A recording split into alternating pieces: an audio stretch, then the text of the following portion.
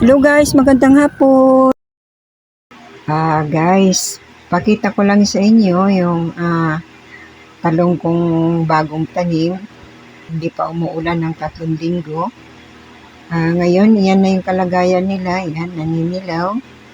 Tapos, may mga kagat ng insekto. Yan, tulad niya, no. Hindi talaga naging maganda yung resulta nung pagkatapos ang 3 linggong ulan. Marami akong tanim niya na talong hanggang doon sa ibaba. Hindi ko na naipakita. Tapos may mga ilang okra din akong tanim diyan. Sa totoo lang guys, ang natuwa lang nung 3 linggong ulan ay yung damo. Damo talaga yung lumago. Yan, kung napapansin niyo dati sa mga video ko, dati yan ay broccoli. Tinanggal ko na sila. Yan, nilinis ko na. May mga natira pang itatapon. Tapos yung nakikita ninyong kalambo, yun yung dating nakakulambo dyan. Siya nga pala, yung tanim kong carrots, yan. Dati 8 yan.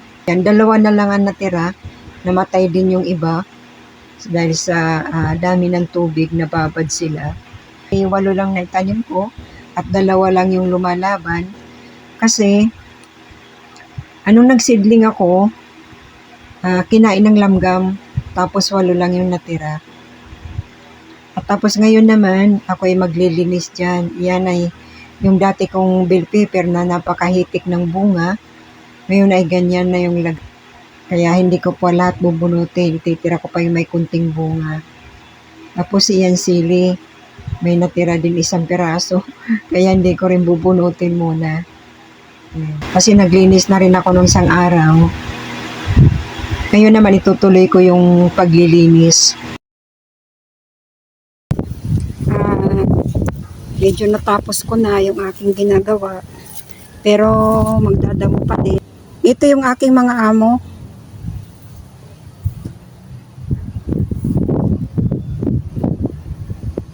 Kung saan ako magpunta, nandoon sila.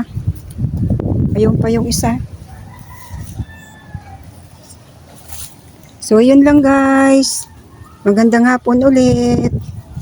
Bye-bye. Maraming salamat ulit. Wala pang magandang update kasi operation linis ako ngayon.